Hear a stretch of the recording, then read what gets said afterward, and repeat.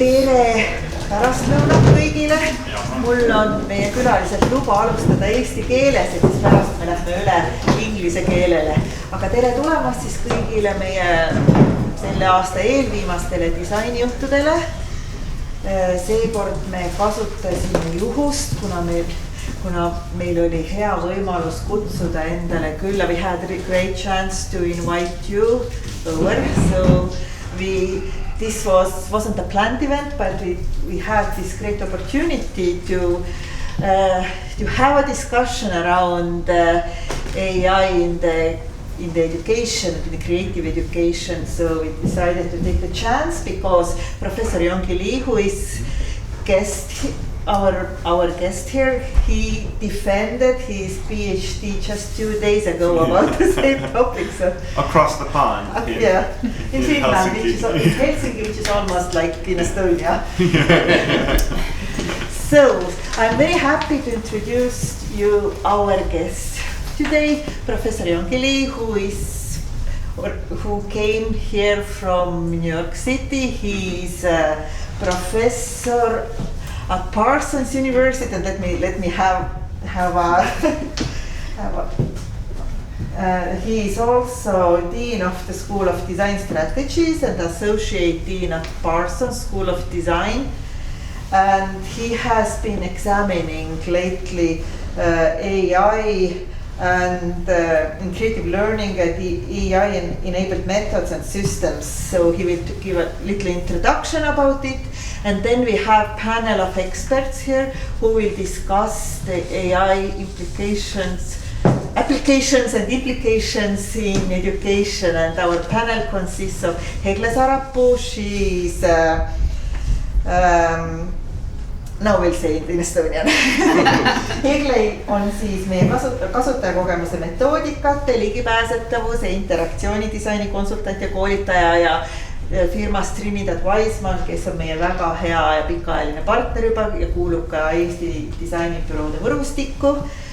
Gert Jervan, Tallinna Tehnikaülikooli professor ja IT-teaduskonna dekaan ja Johanna Vallistu, kes on siis hetkel Tallinna Tehnikaülikooli teadur ja Eesti Tuleviku-uuringute Instituudi tegevjuht.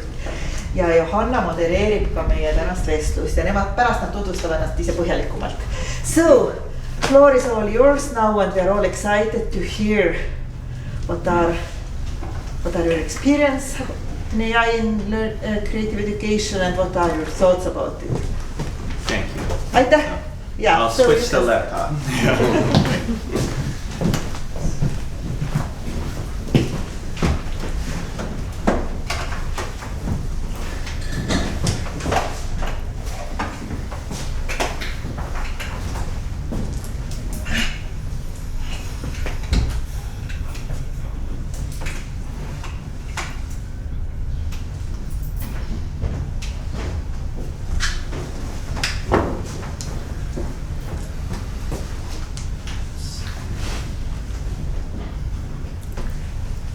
It's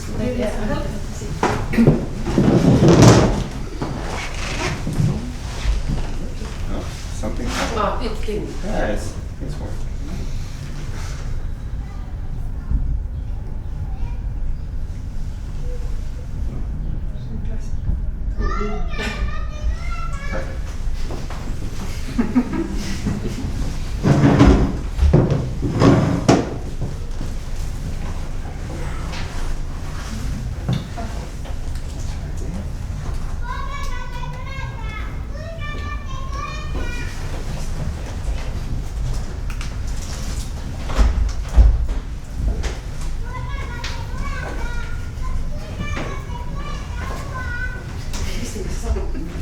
Kõik oli hetk tagasi korras, nagu alati, loominguline keskkond ja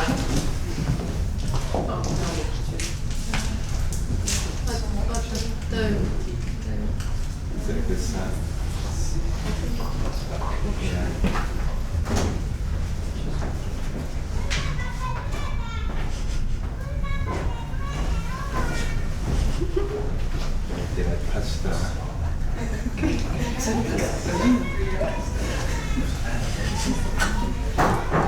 with the global AI that we still haven't figured out. Any place on the earth. The cable situation.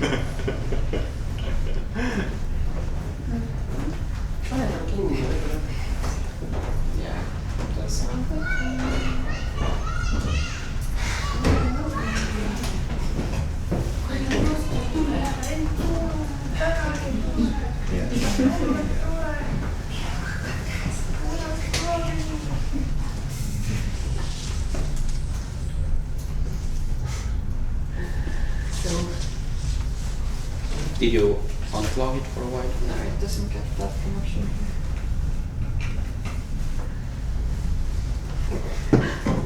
Creative silence. Asemil 2 on õige või? Äkki panen ühte siis vaatama. Oh, I see something. I think you cannot breathe on it.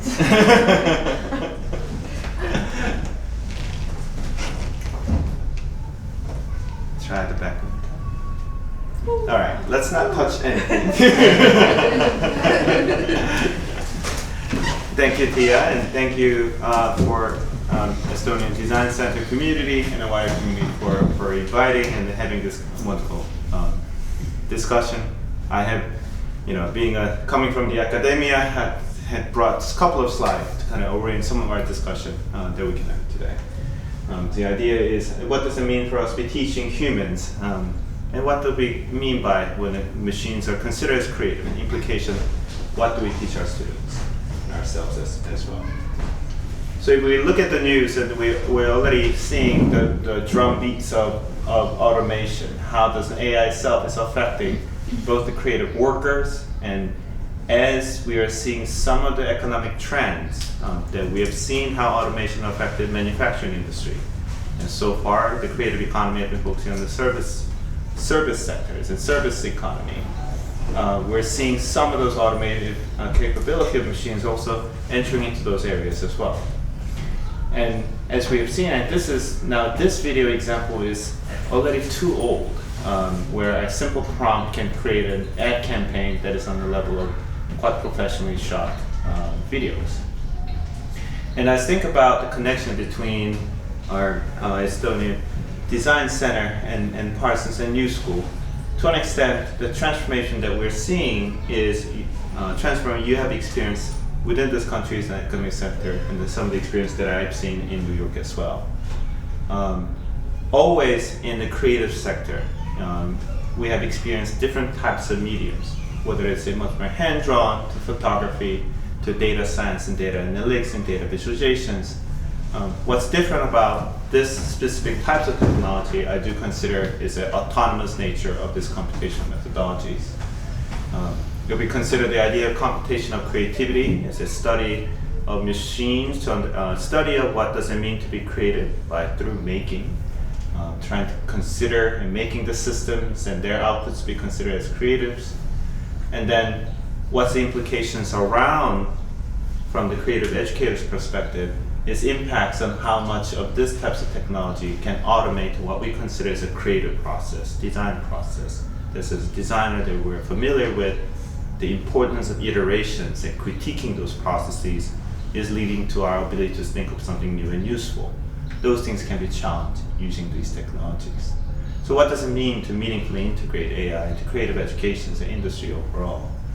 And to take a step back and think about the notions of creativity beyond just political languages and also just economic terminology, from a much more academic and also socio-cultural perspective, the idea of a creativity, idea of a creative, can be defined, it can be considered as ability to make something new and useful and often surprising. And many educators and also policymakers think about the idea of a creativity is important not just for art and design institution, but important in 21st century economy. Whether you are a computer programmer coming up with a novel way to make your algorithm be more efficient, to a service designer discovering a new way for tourists like me to visit it today, to be able to walk through the old city, to to discovering the whole new restaurant in a perfectly different way than I've done it before. So the ability to make something new and useful is, I believe, an important skill that is industry agnostic. From that point on,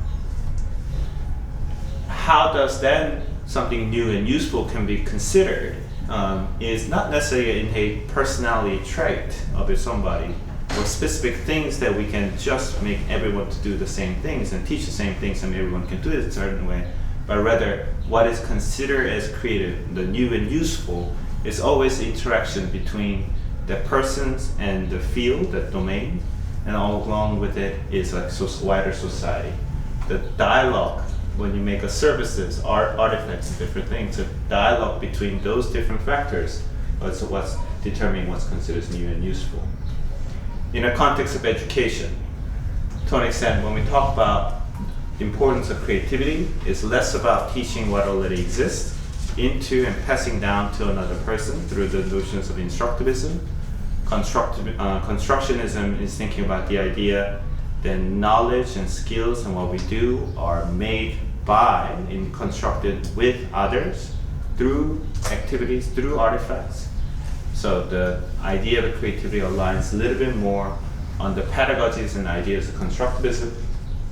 And then based on those types of work, what I've been doing is conducting a series of empirical study, experimental empirical study, to see how does a person can interact with AI while fostering that person's ability to make something new and useful. So some of the series of experiments, and specifically I am been interested in not just looking at way that how a large language model like ChatGPT can come into a design education that I would consider it could be very problematic because of the aspects of automating a lot of creative processes. What you're seeing here is how can I position in an alternative way AI can be in a creative learning, in this sense a concept of a peer, of a collaborator. But in this idea of a collaborator is using these notions of relational artifact, meaning is coming from Dr. Sherry Turkle at MIT, psychologist, talking about this idea that different from other objects that we have been, other artifacts we've been in our society, this computational system, especially AI, people perceive it in a relational sense. We project our emotions and feelings, and when we interact with that, and we expect something out of that. So there's an aspect how this is different than other objects that is a relationality. And how can we think about that in the context of creative learning is some of the experiments that I've done. Some of the studies that I've done is also done in early childhood center, so in kindergarten in Finland, similar setup of a robotic arm engaging in what's considered as a counter-compositional exercise. That is, you draw one thing, change a little bit, you ask if it's still that one thing, and explaining and seeing how students explain those concepts. Engaging that as a robotic arm, engaging the same activity as a peer to see how much of the robot is also can be considered as a human peer versus the other perception.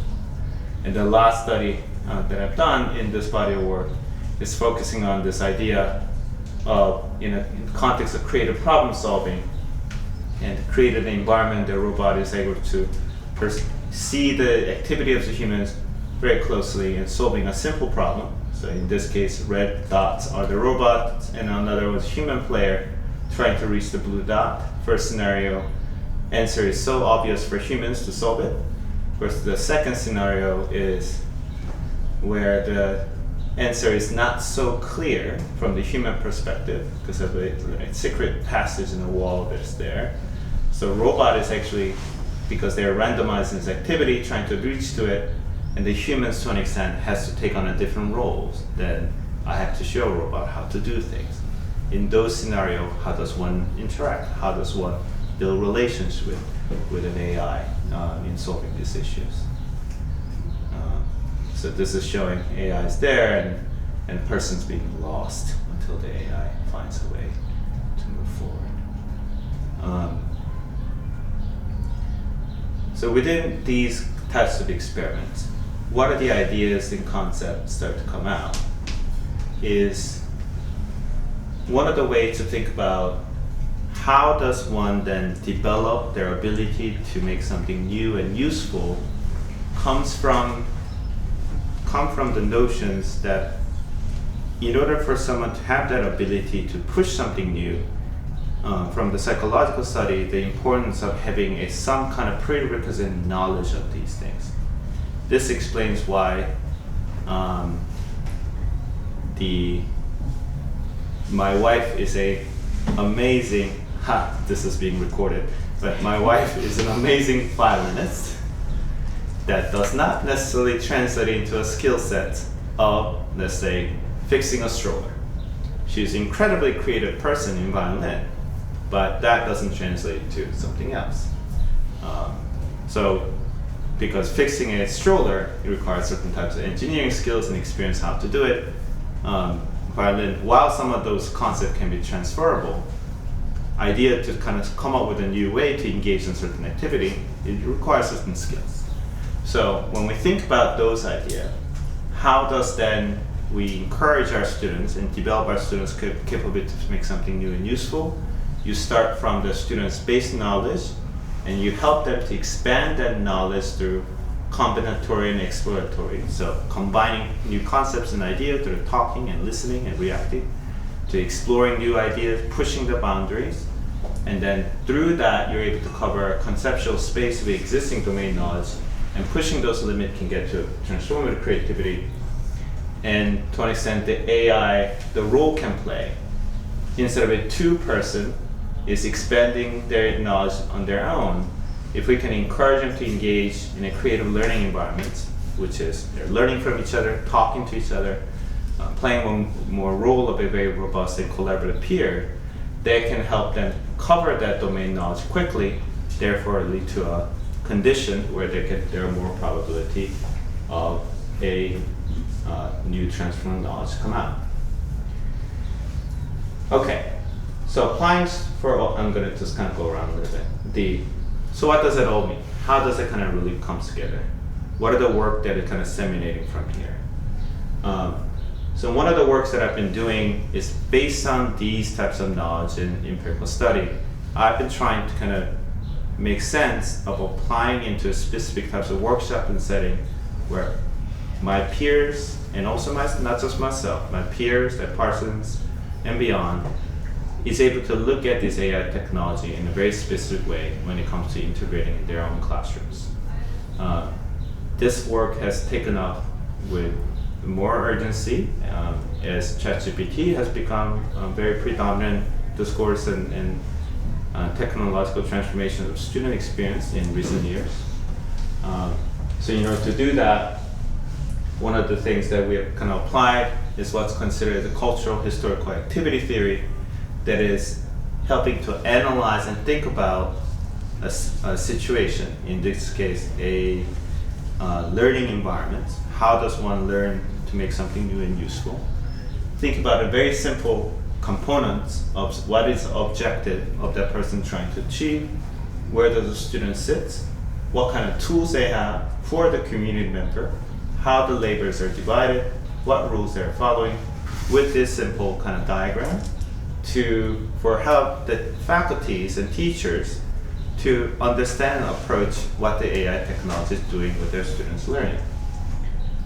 So applying that theoretical framework, a student, our outcome that we're seeing is we want them to kind of accelerate expanding their knowledge base within the field and domains and others through a combinatory, exploratory, transformative work.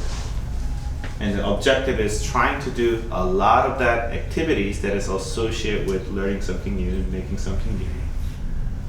From that subject to engage in their community member, that's peer, their other classmates, teachers, following some rules and norms and others into developing that creative skills. One of the key things in this work, these types of framework of approaching AI, instead of just saying, let's put a ChatGPT in learning how to do computer coding or how to do drawing, is that if you look at what AI system is doing in student learning from this lens, it becomes clear that AI is not like Adobe Illustrator, AI is not like Microsoft coding, the softwares. Rather, it functions less like a tool, but function more like a peer, a member of a community. Now, when I say peer, it's not just mean it's like a human classmate. It is something uncanny. It is not a human relationship. It is not an existing teacher relationship. I would consider this is not even pet relationship. There are some dynamics of it, but it is something else. But it is a relational dynamic that comes out. But because of its automatedness of an AI system and also the relational dynamics of it, leads to perceiving that as a member of the community. If that is so, if we're perceiving AI as a member of the community, then considerations of what kind of division of labor happening in the learning environment becomes a key. As in, if I'm allowing my students to use ChatGPT in thinking about making an outline for an essay, doesn't matter the students writes the essay by themselves. Probably not. If they're already using it to create the initial outline, they're going to rely on it more and more. If the students are engaged in that ideation stage of a artifact creation, in this case, piece of writing, an essay, I would consider that teacher should question what kind of learning activity that I'm automating compared to, let's say, a students through works, we were talking about typography earlier, has engaged in learning, going to field work, seeing it, and created a new typography. There's a certain set of typography that happened. Now, we want to create a lot of variation of the typography through boldening, thinner, italicize, and so on. Can the student use AI system to generate those? Or someone who has done extensive documentary film work for their projects. Can those footages could be compressed? Can those footage can be exported in different format? That isn't some of the automated tasks that a faculty might be okay, considering the overall creative learning activity that's happening with their students. So that's one way I'm kind of constructing these types of framework and workshop that could be useful for educators to engage with existing AI systems, generative AI systems, that's not designed for education. Let's be clear, none of these tools are made for education, but these tools are made for efficiency in industry, but students are adapting to it, workforce are adapting to it, but how can we navigate that as educators to foster a certain activity that is still essential for their ability to make something new and useful? And along with it, I'm also my next stage of work is contributing AI agents, AI system that is actually designed more for helping the students to engage in this creative learning activity instead of automating some of those. These are some of the workshops and teachings that I do, and some of the exhibitions to organizing our students, their labors, as a creative professions, labors in New York. What does it mean for their intellectual property protected in 21st century? And then we hope that these types of work can be translated not just to specific domain, but across all domains in subjects that we teach at the university and beyond. I want to leave with the one last, I have one more comment to make, but this is kind of one of the recent project that I've done in collaboration with the LG AI research on what does a student perceive a relationship when they engage with AI, and what type of role that AI can play as a potential creative collaborator. Not a Microsoft Copilot, not a Google Gemini, but how can we position AI in a different way that can actually foster students to think differently? So it's a short trailer of the film. What I look for in a human conversation is some sense of connection. having a creative partner means somebody can think out of the box.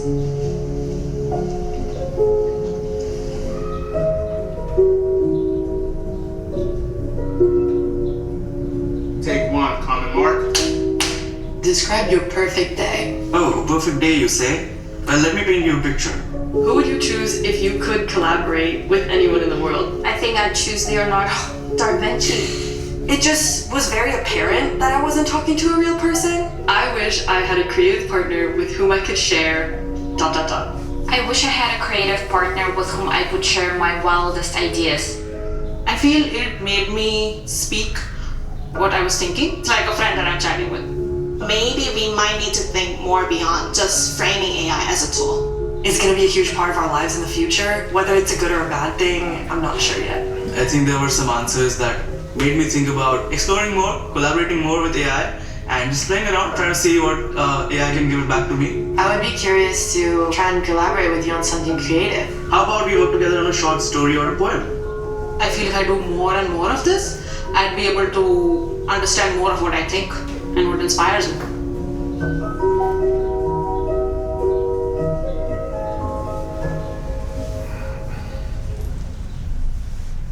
But I think the last kind of thought that I have is, in the brief time that I'm learning, that I'm sitting here and talking with our colleagues about how Estonia itself has been the pioneer in technology sectors, and how individuals are entrepreneurial.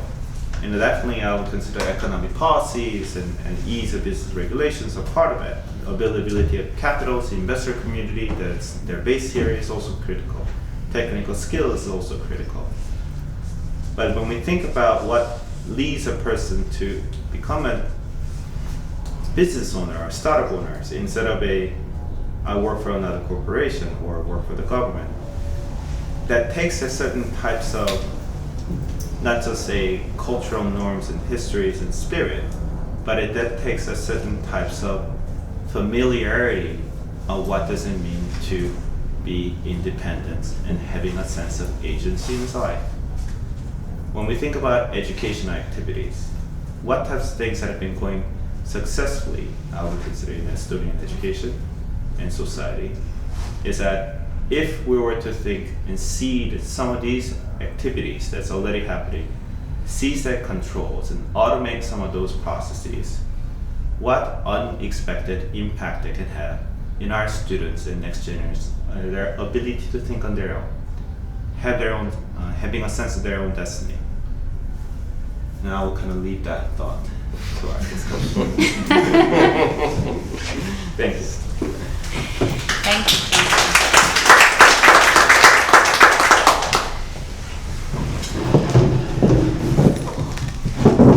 But I do hope you're joining us for the panel as well. Once you get that connected. Once But as long as you connect back our main slide, so we have a nice. That worked. Okay. Very happy that I was given the honor to lead this discussion for the next hour. So I'm Johanna, and I work both as a researcher, but I also do a lot of futures workshops. And we had a futures workshop for the future of Estonian education system yesterday. And leading on that, I would like to invite our public to validate some of the uncertainties that we saw in our scenario framework. So, Jeongki, you said that this is not a tool, that this is a companion. But the general question that we had yesterday in the workshop was that we could not agree. So one direction is that yes, it is a companion, but we kind of tool it. We compartmentalize it as a part of our economic system, as our lives. We compared it with the internet revolution that we adapted. The other part of the public, education experts yesterday, they said that no, it will change everything. It's a transformative technology. Our time span was 10 years. So the first question to you guys here listening to us, what is your thinking pattern? Is it a friend, a tool, but something that we can cope with? Or will we see very big transformations, very difficult to cope in the next 10 years. So who is in the first group? No wrong or right answers. So who thinks that we will find a way and will continue our life? Sorry, you only had 2 options? No, it's a scenario axis. Yeah, the other one with the next question. I would just be the C or D. Okay, so anyone? I would vote for both. For both? It has a major impact and change everything, but we will cope, like we will survive. Humans are resilient. Yes, but in the short run, what is the mess that we'll see? Is it something that would be part of the 100 years long transformation, as we have seen? We will cope. Would go. Okay. Define short. Oh, our time span was 10 years, 2035. Oh, then it's a different world as we know it. Different world as we know it. So, and who thinks it's a different world as we know it? It's Yes? not the only thing what changes everything. Lot is going to be upside down, but that's not, AI is not the only game changer. Okay. Isn't it so that we have known AI for how long? 3 years? 2.5? Generative AI. Generative, yes. So we cannot say that 10 years perspective would be 4 times 2.5 years, because every second consists more and more and more. And therefore, for me personally, as an educator, it would be impossible to answer if the X there is replaced by 10 years. I think no one, including our esteemed guest, is able to foresee in such long period, which is actually 100 years, not 10 in a digital term. That's why we have the scenarios. And the second axis was whether we were able to steer it in the education system. So the options were that we can centrally lead the progress by AI, and the second one was that we are not able, that we will have a lot of local initiatives, a lot of inequality, and different adoption rates and ways of adoption for AI. So who thinks the first one, the kind of centrally governed AI, is possible? Who thinks we'll have a lot of inequality, different adoption rates? Everyone has to pick something. It doesn't work this way. C and D. Okay, we can have this discussion afterwards. I see that you all want to discuss instead of voting for easy options. But, you know, we have talked about AI a lot. And it's a challenge to make this discussion, to add some kind of value to everything that has been discussed before. So my proposition is to make an experiment, to explore futures. And in futures approach, there is one very easy way to make scenarios. So it's archetype scenarios that you have 4 kinds of developments. You have the transformation, the business as usual, you have limits and constraints to development, and you have a collapse. So now I invite you all to a spaceship, maybe scoping the land where we're living, or the Earth. So we are living in an era where AI is not the main transformative force. So we have huge climate change, worries about the future of humans, animals in general. We have other kinds of technological development. We are covering everything with sensors. Also humans will be soon part of that. So we are all interconnected. We have geopolitical tensions. We have, you know, threat of war. This is the context we are now departing from. And now we're in a spaceship. And I would like to bring you as well, but mostly you guys, to 2045. And a challenging question now, you each have a chance to describe the world with where we either have seen the transformation or the collapse. from the perspective of you could talk about from the education, from the higher education perspective. You could talk about the designer perspective, and Jeongki, maybe creative learning in general or creativity in general. Sorry, I didn't give you a heads up. No, it's an interesting exercise actually when you're throwing it out, because even in the context of AI at the moment, when you're listening what founders of large AI companies are discussing, Jack Clark from Anthropic, for example, previously was discussing generative AI, artificial general intelligence, AGI, coming up in 2035, and he was bringing it down to 2030. Now he's already talking about 2026, 2027. And when we are talking about AGIs, and AGI means systems which are in general considered the same level as humans, autonomous, able to run, generate problems, solve the problems, etc., etc. So when you're putting now the time perspective to 2045, then we are talking about time when the AGI has been here with us for 10 years. And in that sense, we can only fantasize that we are talking about the environment which is wiser than we are. At the moment, we are the king of the castle. We are governing everything. Then we might have a situation that we are governed. And now the question is that where are the boundaries? How much operational freedom we have, how much operational freedom the environment has.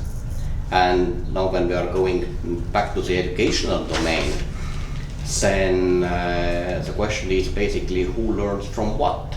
At the moment the machines are learning from us, then we are learning from the machines. What we are learning? We are already having this debate going on that maybe in a couple of years' time the entire African continent only understands Chinese economical model because they are learning only from the Chinese AI models. So when we are stretching it very far to the future, we might have a very different world from what we are having here. Someone was mentioning this, that the AI has been here only for 2.5 years. Don't forget that it has exponential growth, and the exponent is growing 2 times by 3.5 months, has been so far of the complexity of the AI models. Now if you're looking at this one, then we are on exponential growth, it's somewhere in a very different place. So I don't want to sound pessimistic, I'm very enthusiastic about this one. So that was the transformation scenario? Yes. Okay, what would the collapse look like? How would it look like in the universities? I don't think that the universities will collapse, but they will be very different places, because even at the moment, I think for universities to survive, we have to change, and we have to change very rapidly. And the universities are not anymore the places where you acquire knowledge. Universities are places where you share knowledge. And that's going back 5 to 10 years, the model is already different. Or it has to be different. Otherwise, people are saying, why should I go there? I go online, I get much more information, I get much better information than I get from the university. But on online, you cannot share with anyone. And that's exactly what you were mentioning in your presentation. AI is becoming like part of the community. It's the one, like Estonian example is a very good example, because we are so small, we cannot have a university program for every discipline. Because we don't have teachers, we don't have sufficient number of students. But with AI, we can start to develop individual learning pathways, where AI is basically one of the tools to teach 2 nuclear scientists per year in Estonia. But we cannot do it at this moment. So the transformation in higher education would be that we have these individual learning pathways, we have these connection hubs that we call universities.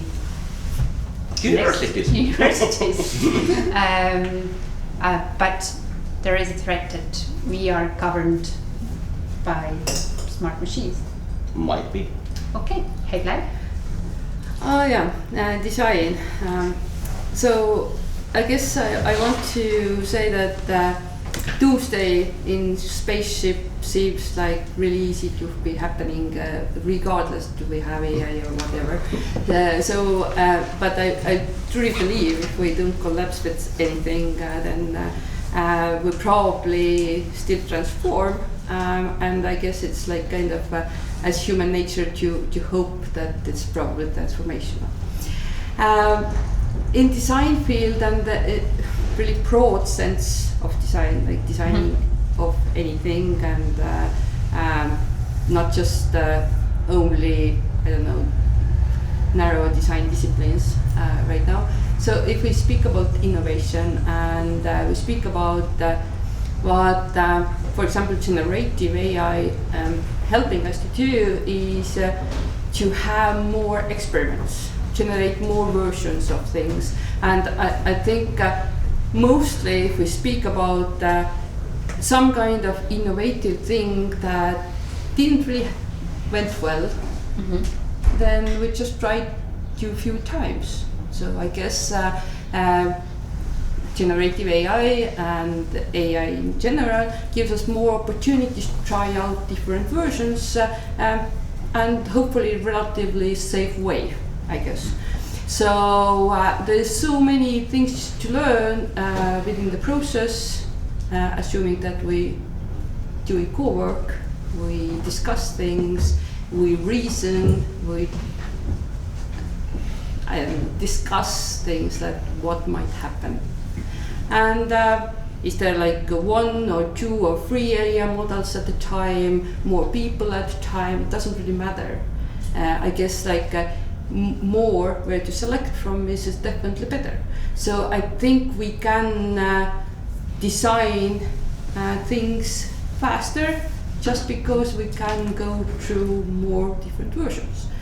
And obviously after 10 years, I hope that we have like those really good learning frameworks that we're not just allowing generative AI to just generate the item, but we learn like how to really learn ourselves better, how to speak better, how to divide this task into smaller steps that it makes sense to use different ways. So I guess transformation is like my thing.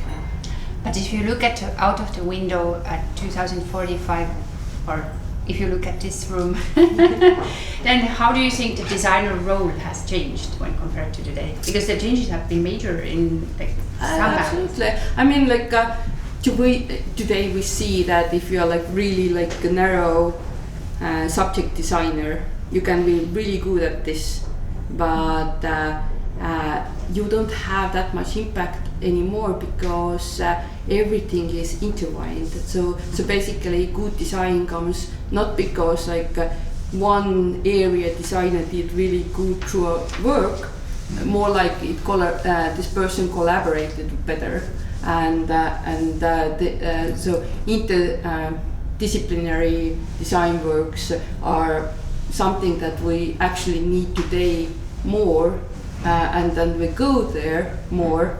So that means like designer might be in one narrow field, but they have to understand how to collaborate better. And I think this is what is going to change. If we speak about design, it's always like multidisciplinary. So I see that we see like this joint theme of humans collaborating better, not being so siloed and being more transdisciplinary. How does it go together with your transformative and collapse vision, Jeongki? Yeah, I mean, I think there's an aspect. So, okay, since the popular, besides the field of data science, machine learning, AI research has existed so far, but the popular adoptions and recognition of ChatGPTs and image models did change the adoption level of this technology. Bless you. I would like to note that I don't think we should kid ourselves that this is not destroying jobs. Creative industry creative economy is always driven by not just the highest performing artists and designers or in this sector. Those skill sets and work derive from the mundane job, the logo job for startups, or to do magazine job. I mean, Andy Warhol, before he got to be the Andy Warhol, did illustrations to pay for rent. That's the types of job that is being destroyed right now. Computer programmers, entry-level job of checking code and doing minor tweaking in a tech company, getting destroyed right now, disappearing, silently disappearing, because it's just not, nobody's getting let go, they're just not getting hired. If those introductory levels of jobs are disappearing, then the emerging professionals in that field has no way to practice that body of work to get to the next level. So the economy's, creative sector's economy itself is being deleted from the bottom up. And in the context of educational sector, if our students rely upon these ideas, these types of tools and methodologies in their creative processes, they depend upon their ability to make something new. So in a collapse scenario, I would consider the creative industries and how we evaluate our societies and economies' ability to make something new that is transformative, engaging, and transdisciplinary is going to disappear, and we don't even know it because we lost the taste to know that it is interesting. We're all being regurgitated with the existing cultural norms, what's called a slop. And our education system's inability to do so because we're so dependent upon these technologies in teaching and learning. I do see that there is a different way that requires organizations, that requires active advocacy, that requires alternative forms of technological development that we could lead to what many of, like in the artistic community and design community, there has been computational creativists, computational artists who have done with new technology, you develop some new way to do things. We can still be in that types of transformative work if we were to able to do this right. So that would be the sunshine option. Oh, okay. Yeah. Very nice. The transformative work and then the collapse scenario as well. That actually leads to my second question, which is the present day blind spots that we have. And you already you told about entry-level jobs, and Gert, you have also written about it, that there is a risk that people who come out of the university, they are trained for something that's not there anymore. So what have you thought? So Jeongki mentioned that there are different representative organizations that could help and but what's your idea? How could we prevent that? How do we actually come across that? We have surgeon, for example, they need to practice, but if we can use robots to do the simpler tasks, then we don't need beginner surgeons. So how to work on that? Well, there are, I think, two things. One thing was also, I think, highlighted by Jeongki already during the presentations, that we definitely have to move away from skill-based world. We have to move to kind of learning-based world, so that people who are graduating from universities, they do not necessarily have to be specialists in one specific field.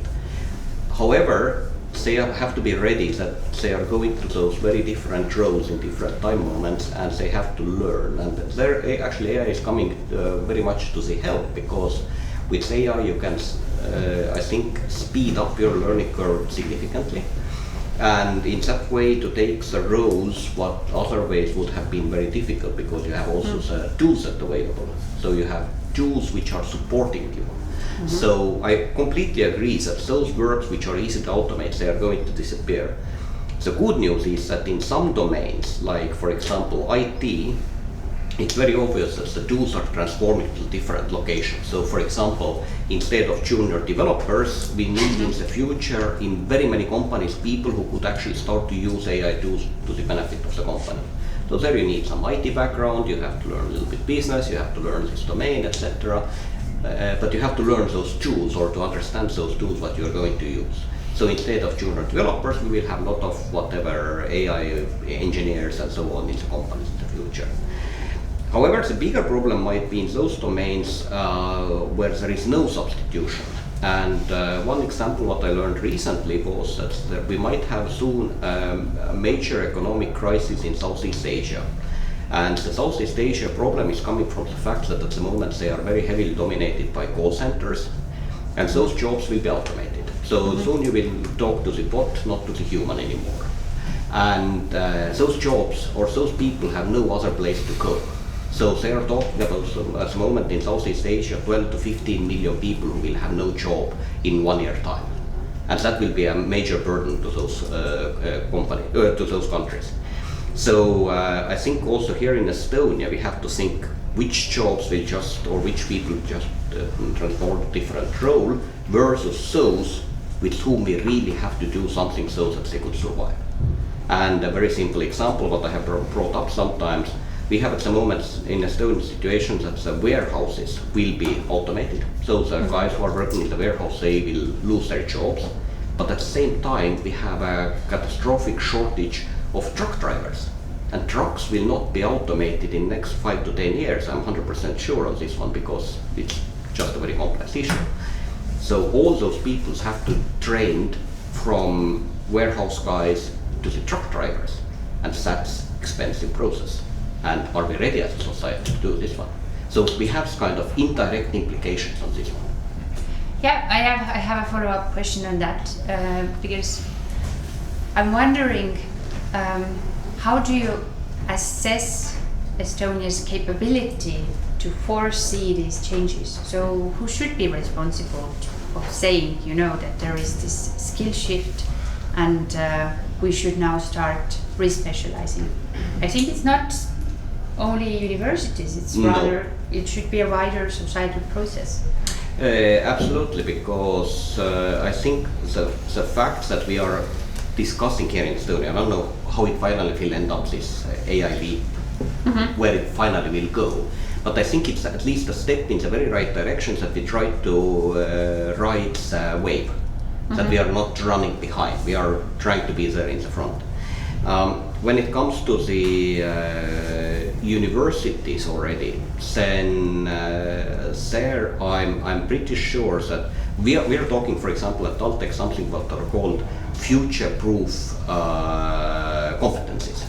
So that even if this particular job what the students are studying at the moment, it will disappear, they should have so wide competence that they can take up another job in the same domain. We cannot predict. If we could predict which jobs are really going to disappear and which ones will appear, Estonia would be the richest country in the world. But no one can do it. So yes, and I have also heard, so there are some countries, for example, Singapore has in history specialized very strongly, and their citizens are sometimes not very happy because if a country chooses to focus, they might also fail. But Hegle, I heard from Jeongki's this collapse scenario that there is a risk that there is a commodification of the creative output that we have historically valued, and now actually there is a very similar parallel to futures. So everyone can make scenarios with AI, and then they think they're good scenarios and let's use them. And similarly, I see AI generating not so nice images, output everywhere, and we just get used to it. So how could we prevent that? I mean, it's in company field, business field, competition puts it in place. I mean, you have to be different from others. Otherwise, you are not going to have business. So you have to be creative at some point. It doesn't matter. Of course, today I might generate all my, I don't know, campaigns and stuff like that. But one day I have to start doing something different. And AI, how it works, more something is generated this way, everything is going to be generated a bit similar. So basically, this is like this built in to generate the models. Either, I don't know, OpenAI or other companies are doing something to make it different in the future for every output, or the people have to start using it differently eventually. So I think yes, if we're like really lazy, just like let's take that and let's use it and so on. I don't want to put any work on that. The value is going to be decreased anyway. Like today, like if you do fast crafts, it doesn't cost that much. Everything that you spend more time will cost more, basically. And this is the same thing with like generative AI stuff. I mean, like if you have read like a 10th blog post about like same topics already, and you see the same comments, same output, same ideas, you don't really appreciate those like blog writers at all. So you try to go other way to learn that, right? So I think yes, it's nice that it's now and we all get over it at some point. And I think then we have to still start thinking how to do differently. So I hope that business as economy goes will dictate that at some point. And maybe the consumers will start being wiser as well. Absolutely, I'm sure. Obviously, it's probably much harder to distinguish this. It's like AI generated, partly AI generated, somewhat AI generated, or human made. But at the end of the day, it doesn't really matter. I think it matters like who added some value to the work and added this actually like human hours into there, and then consider things like that has to be human. Jeongki, do you have something to add to that? So what's your perspective on commodification? Commodification as in, not commercialization, commodification as in... So everything being replicated, reproduced and losing value. Yeah, I mean, it takes plastic, right? It is synthetic media. I mean, educators know that when you read a ChatGPT essay, it's like it has the taste, you know. But I think the challenge is, so this is in the creativity studies too. Among the domain experts in a field, there is what's considered as a consensual assessment technique in psychological studies. Among those group of so-called experts with experience, they do have consensus of what's interesting and what's not good, because there's the norm and taste being developed with certain types of experience, lived experience. So they're often able to judge this work is good, bad, interesting, not interesting. Oh, let's buy that, let's celebrate that work, let's not consider those work. So those constructs are existing. Right now, I think with AI-generated materials, media content, I would consider if you don't have that discernment on specific topics, then they don't. For instance, as educator, we read essays oftentimes. That's why we're able to tell the taste, the plastic taste. But students who are just learning, they see the AI generated work and they think it's great because they haven't developed that taste yet through practice and learning and so on. So they think that it's good. They actually think that it's good. They are proud that they're able to kind of have this essay. But there's a limitation. Now let's talk future though. what does it mean then as a society we never intervene in these scenarios? Then our students would be relying on these technologies to produce thoughts, critical thinking, producing types of artifact making that disappears. They rely on these all the time. Then that generation's taste is gonna be also change. Their norm of what's good is gonna also change. But it's a derivative, tasteless derivative cultural norm becomes predominant rather than something is more individualistic, organic, experimental, and what has led to human civilization this far. May I comment on this one? I think you mentioned two very important things. One thing is practice, and another thing is where we are moving with our taste, so to say. And I'm bringing one example what I heard in Helsinki, at University of Helsinki, where they had a philosophy professor who was unhappy about the quality of the essays of his students, and he forced them to use ChatGPT, but not in a way that they are taking the chat or the essay what they're getting from the chat, but they would argue with the chat and they would push the chat to develop different ideas and so on. And as a result, of course, the students had to explain how they were arguing and what they were asking and so on. But as a result, the professor said that the essays were much more meaningful than the student alone could have been developed, or chat alone would have developed. So there was this kind of dialogue in between the tool and the human. But this one again comes with the practice, that you have to practice, you have to understand what are the limitations, what are the problems. But what I see a problem there is that at the moment, yes, we have professors who can give feedback that, you know, your essay sucks, so go back and work with it. But what happens when our professors are also going to that domain where they don't anymore distinguish in between good and bad? And then we have a problem. And I think there's a US case right now, a professor used a ChatGPT to evaluate and got caught, and I believe there was a lawsuit against that professor. It's a litigation. It's the answer in some part of the world. I think a lot of professors are tempted after the first I also really like the metaphor of plastic. I haven't thought about it before. That I went to a plastic exhibition last year in Amsterdam, and I realized, you know, this is a material that was changing everything in a way. It's very useful, but it has now flooded everything. So it's very similar to how we use AI currently, that it's now everywhere. So there's too much. Yeah.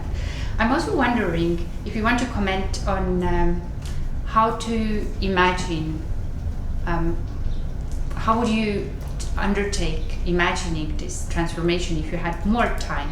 So oftentimes I receive this kind of comment that scenarios are not enough. We're talking about this very complex system change. There's gonna be very difficult times ahead, and now we have to imagine something new, like really transformative. So if you were to do another project after your PhD now, imagining this really like transformation of creative learning, then how would you approach it?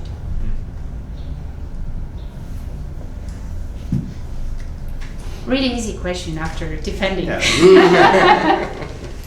Yeah, my colleague's daughter, she's about 8 years old, and she watched it on Zoom, and then she's like, "Why Jeongki's on trial?" Because it was a very, very wooden rooms, and we're debating, not debating, just answering questions. But these questions are way more future forward, thinking and reflective. I do think that we have a huge work ahead. Here's when I talk with both young students, not just in New York, in different countries and so on. It is so easy to see that the pervasiveness of this techno progressivism, that AI gonna be a co-pilot for you. AI will let you focus on the work that really matters, because it will do other things for you. AI will dominate the world. Therefore, we have to teach this. We have to do this. We have no other choice. I just don't think that's the reality. I think the future is determined by the actions that we do today. What are the laws that we are passing? What are the organizing that we're doing? What are we teaching? How are we teaching? In a way that is actually able to address market failure, or in a way that I can actually produce more critical work. Because those are very specific way, thoughtfully executed way of learning with AI. I think that's possible, and I think we can develop technology like that. And I think we can make a different alternative movement if we are aware of it and actively push for it. Sometimes when I read history, and I looked up in like only 100 years ago, or like that's 2 generations ago, many women did not have right to vote around the world. Here we are. Many society have discriminatory practices. Here we are. Are we in a perfect society? We're not. But the progress that we have made was a generation back then that fought for those, that think that this is the right way forward. I think about the same way with AI and the influence of big technologies. We gotta find an alternative way that makes sense of the society and makes sense for our children. Yeah, and 100 years ago, most of the rural households in Estonia did not have a toilet, like even a dry toilet, which is an interesting fact. Yeah. 2 generations. Yeah. But how to move towards that? So this is actually a closing question to all of you, because I also want to give chance to the audience afterwards. But then coming back from these futures, you already started with this backcasting exercise. So what to do now to move towards our desirable futures to avoid collapse? What's our space of actions that we're able to undertake? Okay, Hegle. Well, I actually like a lot the UNESCO AI framework for students and teachers. It has actually all the right aspects, how to really teach people what matters, how to be human-centered, how to evaluate, how critically think, and how to really understand how those tools work. So there's really good framework, really good levels to start teaching our children to be critical, how to use it, when not to use it, how to even change the tools so it's more accessible or better to use, or even not having this faulty outcome that discriminates some people. So I think if we really, and no countries haven't implemented it yet, it's quite new, but if we really implement it so, that we take into account that if we speak about AI, we use it at school, we teach what is ethical, what is human-centered, how the technology works, how to actually question everything that comes out from there, then I think that would be absolutely amazing. So it's just we are taking the control into our own hands. This question is to everybody does that. I think we have a great opportunity with the AI jump. I sensed a small societal backlash after it was first announced, because it very much sounded as just bringing technology to schools. And then in recent days, I noticed a pivot, that the messages are more about how to use AI sensibly and to bringing all of these topics of ethics and kind of critical thinking into the discussion. So I think it's very good that we had a small protest by teachers on the initial plan, but a lot of work still has to be done to steer it in the right direction. Okay, Gert. Well, from one side I completely agree with you, but on the other side I should be optimistic being from the technology side, but at the same time I'm also a little bit pessimistic, because AI is definitely technology which has enormous impact on mankind. Some people are saying that it's bigger than inventing fire. But at the same time, that's one of the technologies what we understand the least. So even the large AI companies who are developing the tools and models, they don't understand themselves as how the models are working. So we are somehow relying on technology what we don't understand, and we are putting huge hopes on it, and we hope that it solves all our problems. But we don't know how it's going to solve. So from one side, yes, we can move forward and we can start really, or we should promote this kind of responsible use of AI, ethical use of AI, the rule-based world and so on. But as we know, the world itself has very many different layers. Some people are living in one type of rules and some people are living in completely different types of rules. And how this finally all will work together, because here it's not only when we're looking at it's not only the geopolitical aspects, that it's like, I don't know, US versus Europe versus China and so on, but we have also here a completely different orthogonal dimension, which is companies versus governments and versus citizens, and they all have competing interests. So the question is, which kind of interest will finally prevail? And also, when we are taking the very same Estonian AI leap, OpenAI is very much interested of developing this pilot project with Estonia, because they would get an understanding how AI tools could be used in education. They are not doing it because Estonia is so cool country. No, they have a very direct interest of doing it, because they have no previous knowledge how those tools can be used in education. So here we see how we have a kind of a different dimensions. We have a government versus society versus big corporates. How it will work out, I don't know. Well, at least I'm very happy that our society has finally found its voice, that we're not accepting everything that's put on the table as it comes. That's this responsible use of AI. Yeah. Okay, but more practicing exercise from the perspective of universities. The universities are definitely going to change very rapidly, or they have to change, otherwise they will not survive, because the universities of today are as universities of 1,000 years ago, or our teaching system is still the same as we had in ancient Greece. We had a scholar in the middle and students sitting around.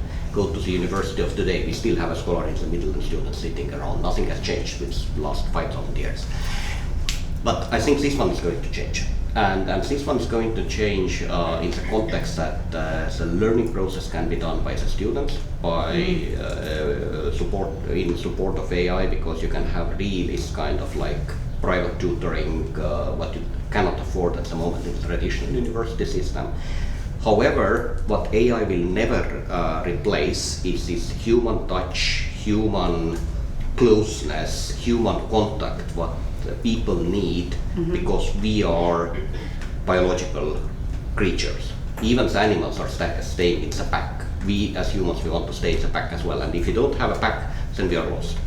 So the universities have to become like the place where the pack can come together and work together. But they have to acquire, or they will acquire knowledge in a completely different way as they are doing it at the moment. Okay, yeah. And the proof to your idea of needing to closeness is here, because I think after COVID we could have done all of our seminars online, right? But now we're all here. Yeah. But Jeongki, you started, I asked you a question and then I moved on. Sorry, I interrupted you before, but like how to move towards this like more critical or like more like different, more controlled way or more thought through way towards AI?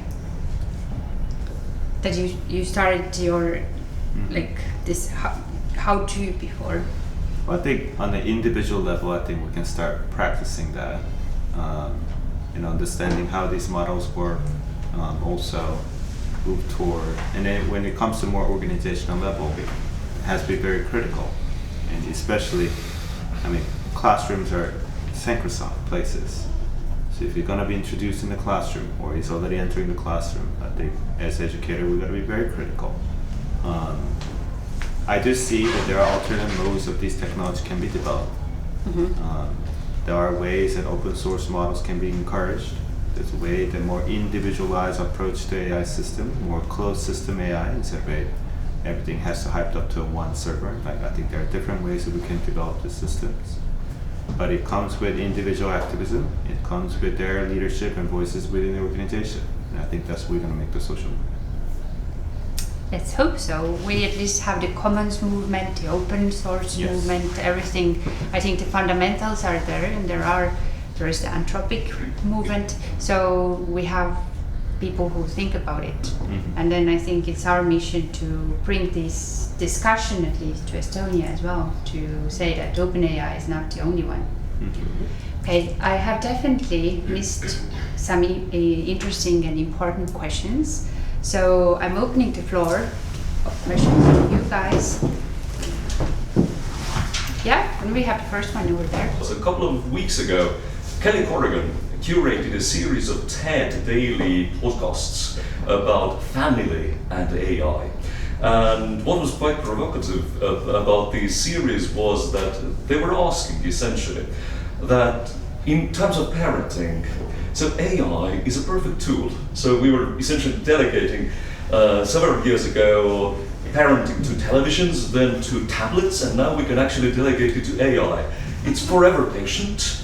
It's always in good mood. It's never asked you to clean up your room. It's there to actually support you in anything that you do.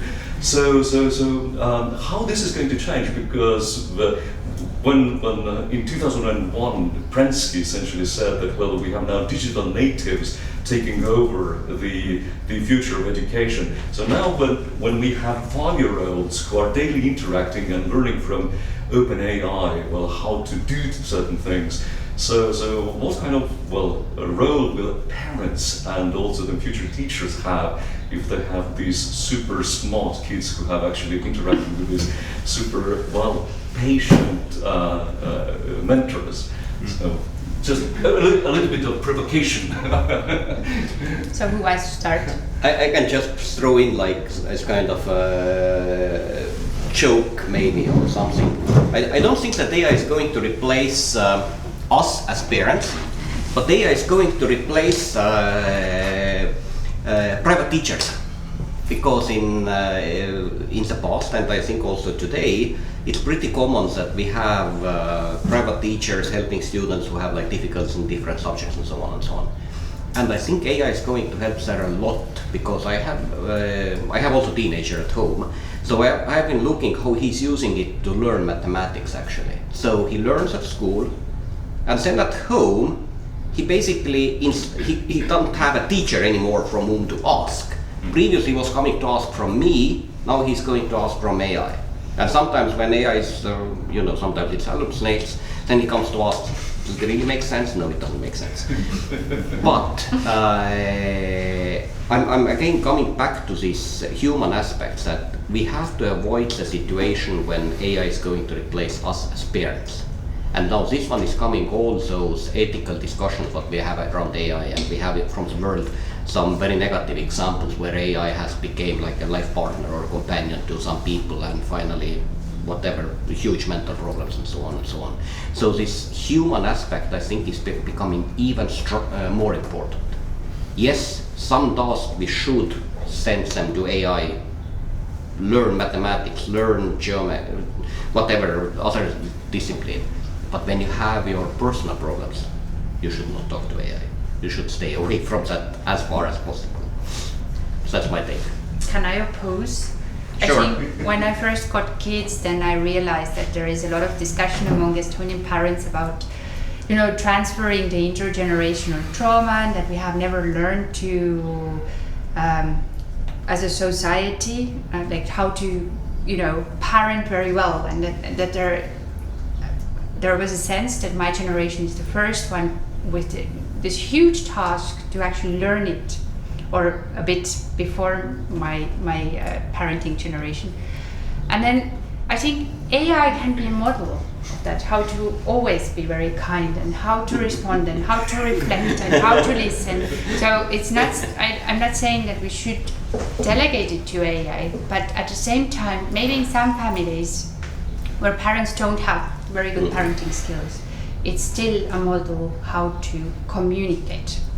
But at the same time, there's of course internet with all of the atrocities and anti-female trends and everything, so that's another thing. Keep kids away from computers. But I'll build on that and say, but the example you have shared is parents taking an active role in thinking about what does it mean to be kind. I think the challenge sometimes we pose with young minds, and they are developing a sense of what is a relationship, when it's so frictionless in what the relationship is. That's the way they set the base of what relationship is, then I think that significantly hampers their psychological development. And this is not just me, this is like the whole body of Sherry Turkle's works on relational artifact.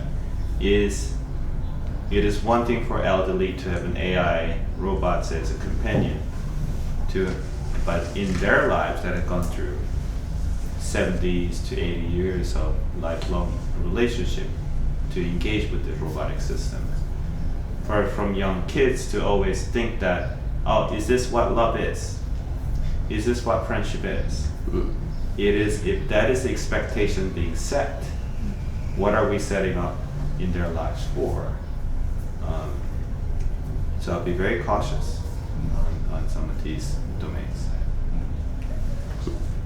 Very good, you are the cautious voice. I was just on a boat from the Helsinki to here in the children's room where the toys and the exchange and sharing and negotiation, like the human society at work, you know. Final question. Opportunity for a final question. You had this, Jeongki, wonderful expression, uncanny pair. Yes? Mm-hmm. Yeah, okay. May I borrow it? It's the first question, but what is the real question is, you described it, we should not relate to AI as a human, because Marco's example is how we have an attempt to humanizing everything. So from the other hand, we shouldn't look at AI as a simple tool. So that makes it uncanny. So can you leverage this idea, or do you have some ideas how we should look at this phenomenon? Mm-hmm. I think that it's the emerging place of the next phase of research in domains. One of the last study that I looked at was examining what are the different categories of that relationship dynamic and relational dynamic is. There are instrumental dynamics that we have with AI systems. We're using it as a tool to get things done. And then once our participants start finding commonality between that AI system and myself, it could be the same language, or in our case, same physical feature in a virtual environment, and the task at hand, common task at hand, they start to develop their relational dynamic, which in this study kind of looked into both paternalistic, empathetic, and also antagonistic. One thing that I think was pretty clear was that relational dynamic doesn't stay in one bucket. It was always kind of fluctuating. It was in constant dynamics. So it's like similar to relationship that we have with other things. It changes, it evolves, because it's, in this case, it's interactive in how we perceive it and how it's functioning, how it's learning from us, how it's reacting to our behavior. How we approach that, I think what's critical is that we have to approach it in a way that we can think about, instead of using the analogies oftentimes that we have with other humans, or pets, or with devices, I think this is a time that is we are entering into a stage that in the context of design, what does it mean to be in a multi-species world? We have to acknowledge the agency that exists in many other things other than human. We have to go beyond just human-centeredness in how we see things. And in their view, I do consider that there can be different types of expectations and norm of relationship with other species and other things. Just like we have developed other types of relations with objects and things in a different way. But we'll figure that out together. And if we succeed, it will be change us humans pretty much. I think humanity, I don't know. This is fair answer. That's the best part. We don't know it. That's the best part. Yeah. So you already went somewhere where we don't have time to go today. AI rights, agency, etc. So if you guys all agree, I would kindly thank our participants. Thank you, Hegle. Thank you, Gert. Thank you, Jeongki, for your presentation, and we'll definitely read your dissertation, everyone, right? And I think as we conclude, we can afterwards then have continuing discussions. But thank you very much. Thank you.